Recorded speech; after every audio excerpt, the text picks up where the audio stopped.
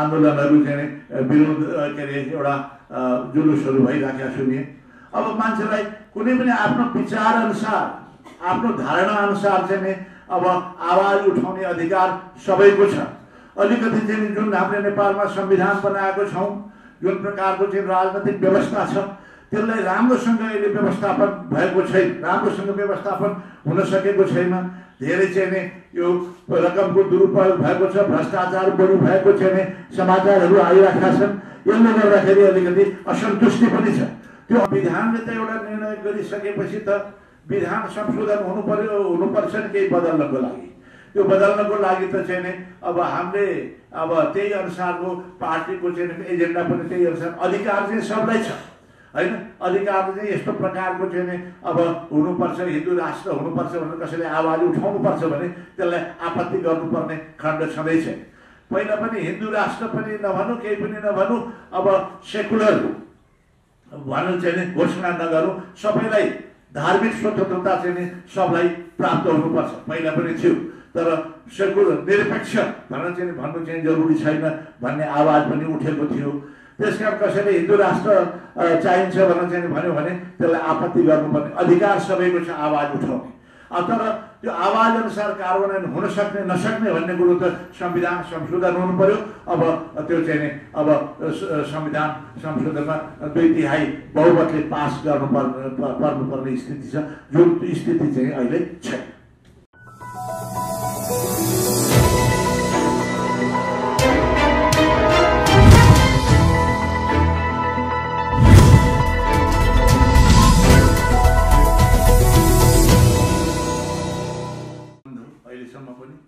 अब त्रेतायुगदेखिको सम्बन्ध हो भारतसँग, त्रेतायुग द्वापर युगदेखिको सम्बन्ध हो।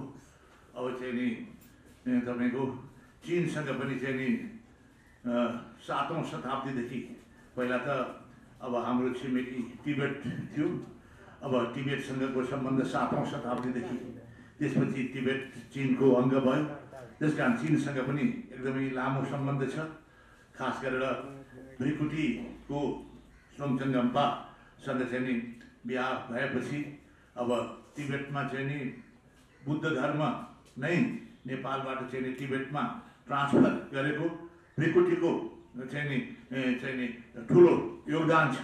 र तिब्बतबाट चीन लगायत पूर्वी एसियामा चाहिँ नि यो तपाईँको चाहिँ नि बुद्ध धर्मको प्रचार झन् बढ्दै गयो, ठुलो योगदान।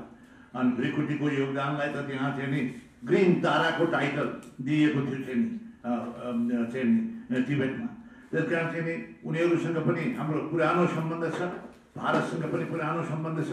र वर्तमान सन्दर्भमा कुरा गर्ने हो भने चाहिँ पनि दुवै मुलुकसँग चाहिँ हाम्रो अत्यन्त नजिकको, अब नेपालको चाहिँ नि लोकेसन नै अहिलेको लोकेसन एउटा रणनीतिक लोकेसन हो, स्ट्राटेजिक लोकेसन। विश्वका चाहिँ नि ठुलो, सबैभन्दा ठुलो चाहिँ नि जनसङ्ख्या भएको र साथसाथै तपाईँको चाहिँ नि विश्वको चाहिँ नि अहिले second largest economy of the world त्यो चीन हो। चीन second largest economic power of the world. दोस्रो चाहिँ नि संसारको चाहिँ नि सबभन्दा आर्थिक शक्ति चीनसँग छ। र अर्कोतिर भारत 5औं चाहिँ नि शक्ति, विश्वको 5औं आर्थिक शक्ति भारत भइसकेको छ। र चाहिँ दोस्रो ठुलो जनसङ्ख्या भारतसँग छ। यी दुईटा बिचको लोकेसनमा चाहिँ नि हामी चाहिँ नि दुईटा देशको बिचमा छौँ। यिनीहरूसँग चाहिँ सम्बन्ध अहिलेको सम्बन्ध छैन, धेरै प्राचीन समयदेखिको चाहिँ नि हाम्रो सम्बन्ध हो। अब खास गरेर भारतसँग चाहिँ नि अलिकति सामाजिक सम्बन्ध पनि बढी छ र चाहिँ नि धार्मिक सम्बन्ध चाहिँ नि त्यस्तै सांस्कृतिक सम्बन्ध पनि बढी छ र साथसाथै आर्थिक सम्बन्ध पनि चाहिँ नि अब चाहिँ नि बढी छ।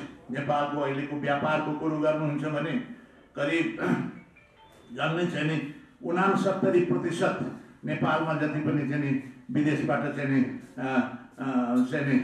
सामान आउँछन्, 67-68% भारतबाट आउँछ, इम्पोर्ट हुन्छ। र चाहिँ नि चीनबाट चाहिँ नि करिब 15% जति चाहिँ नि हाम्रो इम्पोर्ट हुन्छ वार्षिक रूपमा। एक्सपोर्ट हुनेमा चाहिँ नि नेपालबाट नेपालको कुल निर्यात जति हुन्छ त्यसको 57-58% भारतमा जान्छ। चीनमा चाहिँ नि 3-4% जान्छ। त्यसकारण चाहिँ कुल व्यापारमा चाहिँ चीनको भूमिका 13-14% छ, भारतको भूमिका झन्डै 65-66% छ। भनेपछि व्यापारको हिसाबले पनि चाहिँ नि भारत र चीनसँग हाम्रो अत्यन्त चाहिँ नि नजिकको सम्बन्ध छ। लगानीकर्ताकै कुरो गर्नुहुन्छ भने नेपालमा लगानी गर्ने पनि अहिलेसम्मको चाहिँ नि सबभन्दा बढी लगानी भारतबाट आएको छ र अहिले चीन पनि लार्जेस्ट सोर्स हुँदैछ। अहिले वार्षिक रूपमा चाहिँ नि थप लगानी चाहिँ नि चीनबाट चाहिँ नि बढी लगानी भइराखेको छ। त्यस्तै गरी चाहिँ नेपालमा आउने पर्यटकहरू पनि भारतबाट आउँछन् र ती चीनबाट आउँछन्। त्यसकारण लोकेसनको हिसाबले पनि अब हामी छिमेकी राज्य हो, एउटा उत्तरतिर अर्को दक्षिण पूर्व र पश्चिमतिरको सिमाना भारतसँग छ। त्यसकारण चाहिँ नि सम्बन्ध विविध प्रकारको सम्बन्ध छ। भारतसँग चाहिँ अलिकति सामाजिक सम्बन्ध पनि आवत जावत इत्यादि चाहिँ नि अब चाहिँ नि सम्बन्ध बढी छ। चीनसँग चाहिँ नि हाम्रो राष्ट्रिय सम्बन्ध पनि छ, राजनैतिक सम्बन्ध पनि र आर्थिक सम्बन्ध पनि अत्यन्त विस्तारित हुँदैछ। र नेपालको भोलिको विकासको लागि पनि भविष्यको विकासको लागि पनि हामीले चाहिँ नि दुई देशको बीचमा हामी जसरी बसेको छौँ, दुवै देशबाट हामीले फाइदा लिन सक्नुपर्छ। एउटा लगानीको स्रोतको रूपमा, त्यस्तै गरी चाहिँ पर्यटनको स्रोतको रूपमा, त्यस्तै गरी नेपालका चाहिँ वस्तुहरूको विदेशी बजारमा जानको लागि विश्वका ठुला दुईटा चाहिँ नि एउटा विश्वको दोस्रो ठुलो बजार, त्यस्तै गरी चाहिँ भारत पनि चाहिँ नि पाँचौँ एउटा शक्ति। अब उनीहरूलाई चाहिँ नि त्यसकारण चाहिँ नि हाम्रो मार्केट सोर्सको रूपमा र साथसाथै चाहिँ लगानीको सोर्सको रूपमा, पर्यटनको सोर्सको रूपमा, त्यसकारण चाहिँ नि दुवैसँग हाम्रो सम्बन्ध छ। त्यति मात्रै होइन, आर्थिक सहयोग पनि दुवै मुलुकहरूबाट हामीले प्राप्त गरेका छौँ। त्यसकारण चाहिँ नि म भन्छु के भने दुवै मुलुकसँग चाहिँ नि हाम्रो सम्बन्ध एकदम राम्रोसँग सम्बन्ध राख्नुपर्छ। र राष्ट्रिय त्यो कसको लागि भने फेरि सम्बन्धको कुरो गर्दाखेरि अहिले के भन्छ भने चीनको विरोध र भारतको समर्थन, भारतको विरोध र चीनको समर्थन भन्ने यदा कदा चाहिँ सुनिन्छ पनि। त्यो होइन, हाम्रो सम्बन्ध दुवै मुलुकसँग चाहिँ नि राम्रो सम्बन्ध राख्नुपर्छ। र चाहिँ नि त्यो के को लागि भने राष्ट्रिय हितको लागि। हाम्रो चाहिँ नि फोरमोस्ट हाम्रो इन्ट्रेस्ट भनेको चाहिँ नि राष्ट्रिय हित हो। खास गरेर अहिले हाम्रो टेरिटोरियल इन्टिग्रिटी, जसको भौगोलिक हाम्रो चाहिँ नि इन्टिग्रिटीको कुरो छ, सार्वभौम चाहिँ नि जो हाम्रो सिमानाहरूको चाहिँ नि हामीले चाहिँ नि हाम्रो भूमिको चाहिँ नि सार्वभौमिकता मेन्टेन गर्नुपर्छ। त्यसले गर्दाखेरि चाहिँ नि आखिर सीमाका बारेमा चाहिँ अलिकति विवाद छ, खास गरी धेरै विवाद भारतसँग छ। अहिले यस बारेमा चाहिँ हामीले चाँडो से चाँडो टुङ्गो लगाउनुपर्छ। यो नयाँ विषय होइन, कालापानी लिम्पियाधुरादेखिको कुरो, त्यस्तै गरी चाहिँ नि यता तल चाहिँ नि नवलपरासीको सुस्ता चाहिँ नि क्षेत्रमा चाहिँ नि ठुलो विवाद छ। सानातिना भारतको चाहिँ सिमानामा धेरै इम्ब्याङ्कमेन्टले गर्दाखेरि चाहिँ नि नेपालमा भूमिमा चाहिँ नि यो पानीले अतिक्रमण, पानीले चाहिँ नि नेपालको भूमिलाई नोक्सान परेको छ भन्ने यतातिर विवाद छ। त्यस्तै चाहिँ नि चीनसँग पनि साना चाहिँ नि हिमाली क्षेत्रमा, पहाडी क्षेत्रमा चाहिँ नि अलिकति सिमानामा केही विवादहरू निस्केका छन्। अहिले हुम्लामा निस्केको यहाँलाई थाहा नै छ। कतिपय जिल्लाहरूमा चाहिँ नि अब के अरे यो जो सिमानामा चाहिँ नि खम्बाहरू राखिएको थियो, त्यो खम्बाहरू नै चाहिँ नि 35 नम्बरको खम्बा, 35 नम्बरको खम्बा, 37 नम्बरको खम्बा, त्यस्तै 62 नम्बरको खम्बा, 57को खम्बा इत्यादि चाहिँ नि सारिदिएको छ भन्ने पनि यताउता चर्चामा आएको छ। त्यसकारण यस बारेमा पनि निष्पक्ष ढङ्गबाट चाहिँ नि विज्ञहरू बसेर होइन हाम्रो हिजोको सिमानाका सम्बन्ध कसरी चाहिँ नि निर्धारण भएको छ बिपीको समयमा, त्यही निर्धारण भएकोलाई हेरेर चाहिँ नि ठिकसँग भएको छ कि छैन त्यसमा चाहिँ नि छानबिन गरेर टुङ्गो लागोस्। त्यसकारण भारतसँगका सिमानाका कुराहरू पनि चाहिँ नि अब हामीले टुङ्गो लगाउनुपर्छ र दुवै देशसँग चाहिँ नि हाम्रो मित्रता बढाउँदै जानुपर्छ। भएका सानातिना समस्याहरू छन् भने त्यसलाई समाधान गर्दै जाने र चाहिँ नि अब आर्थिक सम्बन्ध पनि विस्तारित हुँदै जानुपर्छ, राजनैतिक सम्बन्ध पनि।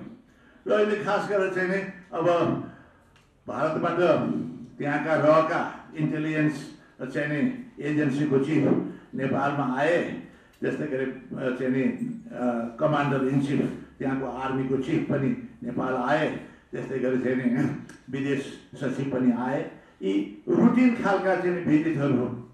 जस्तो प्रधानमन्त्री ओलीजीले चाहिँ नि मेरो सरकार ढाल्नको लागि चाहिँ नि विदेश भारततिर चाहिँ नि सङ्केत गर्दै चाहिँ नि अब मेरो सरकार ढाल्नलाई विदेशीले षड्यन्त्र गर्दैछ भनेर चाहिँ नि अलिकति अगाडि चाहिँ नि चर्चा चाहिँ नि बोल्नु भएको थियो।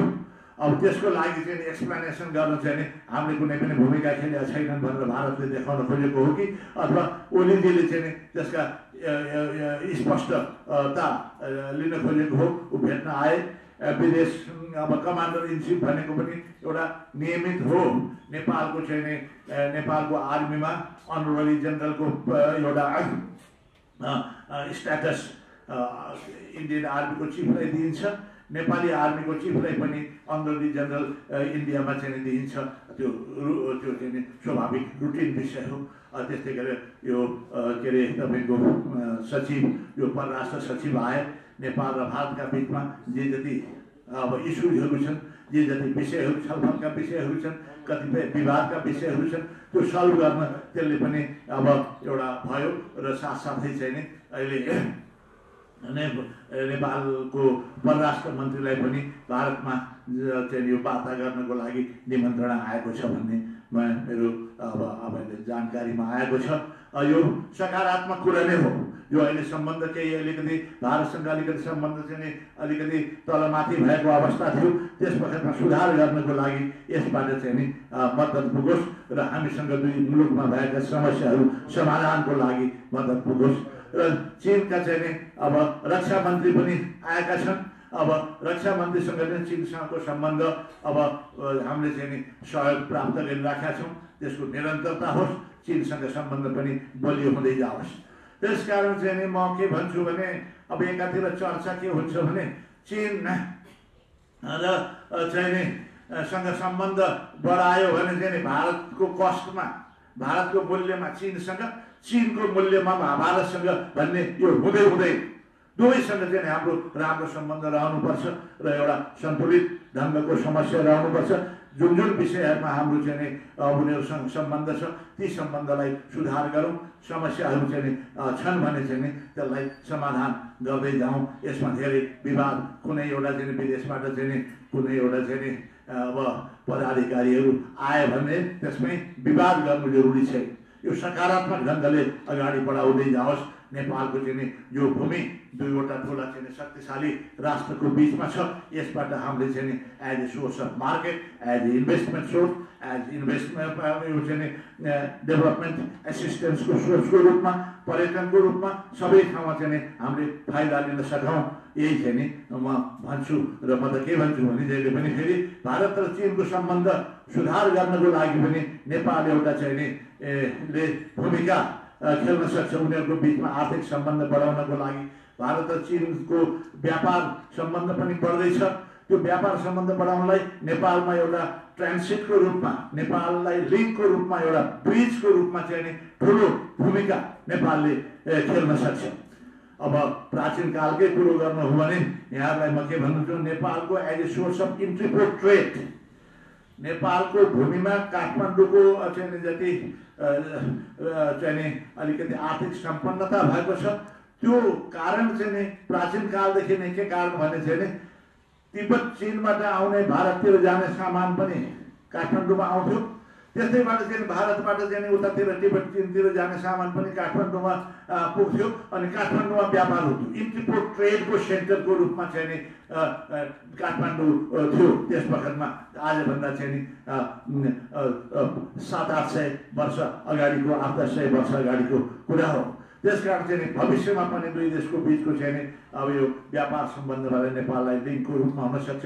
पर्यटन विकासको लागि पनि चीनबाट भारत आउने, भारतबाट पनि, किनभने चीनको अब कैलाश मानसरोवरमा कतिपय हिन्दूहरू जान्छन् चीनमा, भारतबाट जान्छन्, अब चाहिँ नि भारत भएर जान्छन्। त्यस्तै गरी कतिपय बुद्धिस्टहरू चाहिँ नि चीनबाट चाहिँ नि नेपाल आउने, हिन्दुस्तान जाने, नेपाल भएर जाउँ। यसले चाहिँ नि नेपाललाई चाहिँ नि सम्बन्ध सुधार गर्नुपर्छ, तिनै मुलुकहरूसँग सम्बन्ध सुधार्नुपर्छ। त्यही ढङ्गले चाहिँ नि नेपालको परराष्ट्र नीति त्यहीतर्फ चाहिँ नि उन्मुख भएर जानुपर्छ। अर्को कुरो, अब अहिले भर्खर राजाको पक्षमा राजतन्त्रलाई चाहिँ नि फेरि ल्याउनु पर्यो। 2047 सालको चाहिँ नि संविधानलाई चाहिँ नि पुनर्स्थापन गरौँ, राजतन्त्र आओस्, हिन्दू धर्मको पुनर्स्थापना होस्, हिन्दू राज्य बनोस् भनेर चाहिँ नि ठाउँ ठाउँमा चाहिँ नि अब आन्दोलनहरू चाहिँ नि विरोध के अरे एउटा जुलुसहरू भइराखेका सुनिए। अब मान्छेलाई कुनै पनि आफ्नो विचार अनुसार, आफ्नो धारणा अनुसार चाहिँ नि अब आवाज उठाउने अधिकार सबैको छ। अलिकति चाहिँ जुन हामीले नेपालमा संविधान बनाएको छौँ, जुन प्रकारको चाहिँ राजनैतिक व्यवस्था छ, त्यसलाई राम्रोसँग अहिले व्यवस्थापन भएको छैन, राम्रोसँग व्यवस्थापन हुन सकेको छैन। धेरै चाहिँ नि यो रकमको दुरुपयोग भएको छ, भ्रष्टाचार बढी भएको चाहिँ नि समाचारहरू आइरहेका छन्। यसले गर्दाखेरि अलिकति असन्तुष्टि पनि छ। त्यो असन्तुष्टिको चाहिँ नि एउटा चाहिँ नि परिणाम पनि चाहिँ नि त्यो आएको हो। त्यसकारण चाहिँ नि हाम्रो अगाडिको चुनौती भनेको चाहिँ नि वर्तमान संविधानलाई राम्रोसँग कसरी चाहिँ नि अब कार्यान्वयन गर्ने, जनताका आवश्यकताहरू, जनताका आवाजहरूको कदर कसरी गर्ने, जो संविधानले गरेका व्यवस्थाहरूको राम्रो व्यवस्थापन कसरी गर्ने, त्यसलाई सुशासनको आवश्यकता छ। म त पटक पटक भन्दैछु चाहिँ नि अब मुखले मात्रै यो गर्छु र ऊ गर्छु भनेर खालि सरकारले चर्चा गरेर मात्रै हुन्न, त्यसलाई कार्यान्वयन गरेर देखाउनु पर्यो। अब क्षमता देखाउनु पर्यो, इफिसियन्सी देखाउनु पर्यो। सरकारी खर्च यति खर्च गऱ्यौँ भन्ने यति खर्च गऱ्यौँ भन्ने होइन, खर्च गरेको चाहिँ परिणाम पनि, प्रतिफल पनि राम्रो देखाउनु पर्यो। जसको चाहिँ क्यापिटल आउटपुट रेसियो माथि आउनु पर्यो, इफिसियन्ट ढङ्गबाट खर्च गर्नु पर्यो, विकृत ढङ्गबाट जथाभावी खर्च गर्नु भएन। तपाईँको चाहिँ अनुत्पादक क्षेत्रमा खालि प्रशासनमा सुख सुविधा इत्यादिमा होइन, अब परिणाम निस्कने, त्यसबाट प्रतिफल निस्कने, प्रोडक्टिभिटी बढ्ने, उत्पादकत्व बढाउने ढङ्गबाट चाहिँ राष्ट्रको सम्पन्नता बढाउनको लागि चाहिँ नि अब साथसाथै मौलिक अधिकारले नेपालमा जति पनि मौलिक अधिकार वर्तमान संविधानले दिएको छ, विश्वमा बिरलै त्यति मौलिक अधिकार अरू मुलुकहरूमा छ। त्यो पुरा गर्नको लागि पनि चाहिँ नि क्षमता देखाउनु पर्यो, आर्थिक स्थितिलाई निकै सुधार गर्न चाहिँ सम्पन्न बनाउनु पर्यो र सरकारको चाहिँ नि कार्यान्वयन क्षमतामा पनि सुधार गर्नु पर्यो, सुशासन बढाउनु पर्यो र व्यवस्थापनको क्षमता बढाउनु पर्यो। त्यसले गर्दाखेरि चाहिँ नि यस प्रकारका विरोधहरू, जुन प्रकारका विरोधहरू चाहिँ नि आएका छन्, ती विरोधहरू कम हुन्छ। त्यसकारण जति जति सरकार आफ्नो चाहिँ जिम्मेवारी पुरा गर्न चाहिँ नि कमजोर हुँदै जान्छ। पार्टीको बिचमा पनि अहिले ठुलो विवाद छ। अहिले रुलिङ पार्टी अब 2/3 को पनि समर्थनका साथ, यही पार्टीका 2/3 समर्थन त होइन, अन्य पार्टीले पनि समर्थन गरेको चाहिँ मधेस केन्द्रित दलहरूले पनि समर्थन गरेपछि 2/3 प्राप्त गरेका हो।